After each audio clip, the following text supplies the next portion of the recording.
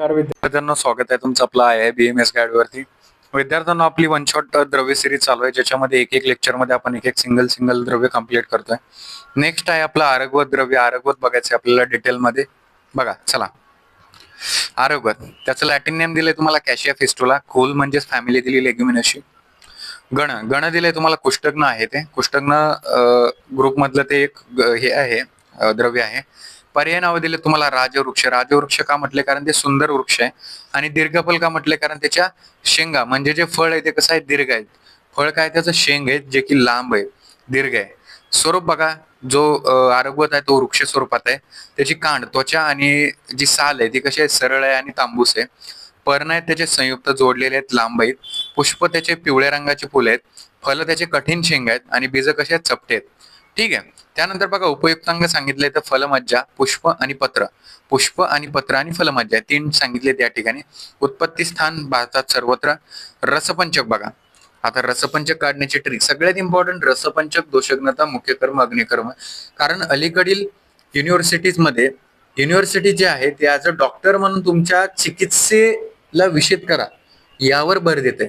एखादं द्रव्य विचारलं तर तिचा अग्निकर्म सांगा, किंवा एखादं आता आमलकी द्रव्य आहे त्याचं रसायन कर्म विषद करा.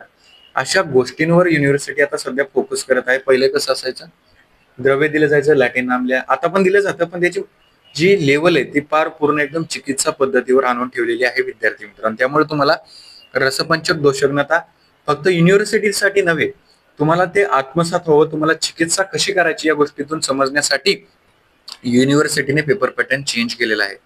आता बघा रसपंचक मध्ये बघा ट्रिक आहे आपली, नामकरण दिले आरगवधून.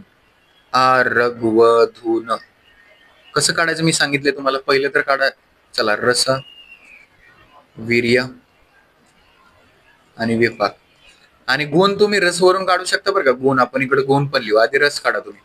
बघा चला, रस मी काय सांगितले, पहिली वेलांटी दुसरी वेलांटी असेल तर तिक्त रस, बरोबर का.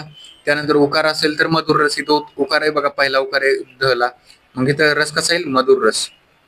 मधुर रस, ठीक आहे, मधुर रस आलं. त्यानंतर वीर्य काय येईल, याचा वीर्य काय सांगितलं होतं मी तुम्हाला, जर जोडाक्षर असेल शीतवीर्य, जोडाक्षर नसेल उष्णवीर्य. जोडाक्षर आहे का, आहे, म्हणजे वीर्य कोणतं आलं, शीतवीर्य. विपाक काय सांगितलं होता, सम. इव्हन लेटर्स असतील तर काय सांगितलं होतं मी तुम्हाला, कट विपाक. आणि विषम ऑड लेटर्स असतील तर मधुर विपाक. बघा, आ 1, र 2, ग 3, ध 4 आणि न 5. 5 लेटर आहे, ऑड लेटर आहे, म्हणजे काय विपाक आहे त्याचा, विपाक काय सांगितलं, ऑड लेटर असल्यावर मधुर विपाक. आता मधुर रस आहे म्हटल्यावर त्याच्यामध्ये पंचभौतिक संघटन काय असतं विद्यार्थ्यांनो, जल आणि पृथ्वी. जल आणि पृथ्वी या पंचभौतिक संघटनावरून तुम्ही गुण सांगू शकता. जल आणि पृथ्वी, पृथ्वीचा काय असतं, गुरु. परत जलचा काय असतो, स्निग्ध. बघा, गुरु स्निग्ध हे गुण झाले. म्हणजे तुम्ही पूर्णच्या पूर्ण रसपंचक या नामकरण पद्धतीवरून ट्रिक वरून सांगू शकता.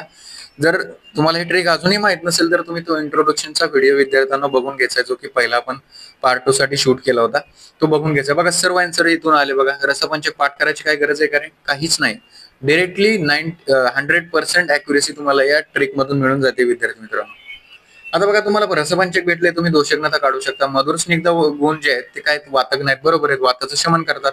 शीतवीर्य काय, ते पित्तहर आहे, म्हणजे पित्तक नाही. वात पित्तक नाही, कोण, आरगवत. ठीक आहे. मुख्य कर्म सांगितले तुम्हाला, संस्त्रण भावप्रकाश निघंटू मध्ये. ठीक आहे. बघा, जे मुख्य कर्म आहे ते कोण सांगितले, भावप्रकाश निघंटूंनी सांगितले. जे अग्निकर्म सांगितले ते चरक सूत्रस्थानमध्ये चरकांनी सांगितले, आचार्य चरकांनी. ठीक आहे. कोष्टात चिटकून बसलेल्या मलाचे पचन न करता शोधन करतं. म्हणजे याच्यामध्ये पचन होत नाही. जे मल आपले अनडायजेस्टेड फूड, अनडायजेस्टेड जो पाक आम तयार झाला आपल्या बॉडीमध्ये, तो काय करतोय, त्याचं पचन न करता डायरेक्ट त्याला शरीराच्या बाहेर काढतोय संस्तरण कर्माद्वारे. ठीक आहे. अनुलोमनात पचन करून मल बाहेर काढला जातो. संस्त्रणामध्ये पचन न करताच मल बाहेर काढला जातो. म्हणजे अनुलोमन जी क्रिया आहे त्याच्यामध्ये पचन केलं जातं पहिल्यांदा, मल बाहेर काढला जातो. पण जे संस्करण कर्म त्याच्यामध्ये पचन न करताच मल बाहेर काढला जातो. पित्ताचे मला वाटे शोधन केले जाते.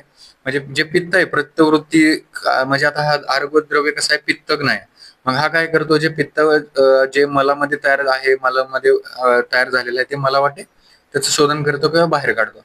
उत्तम संस्करण द्रव्य आहे कोणतं, आरगवत. अग्निकर्म काय सांगितले तुम्हाला बघा, चतुरंगल मृदू विरेचन. मृदू विरेचनम हे सगळ्यात इम्पॉर्टंट आहे, चरकाने सांगितलेलं. आरगवत फलमज्जा मृदू विरेचन करणाऱ्या द्रव्यांमध्ये श्रेष्ठ आहे. मृदू विरेचन करते. मधुर शीत असून बाल पणापासून ते वृद्धांपर्यंत सर्वांमध्ये वापरता येतं ते. सुकुमार व्यक्तींमध्ये वापरता येतं व तिचे अपाय न होता बलरक्षण करून विरेचन घडते. अशा प्रकारे हे चरकाने सांगितलेलं अग्निक्रम एक्सप्लेन विशद केलेलं आहे.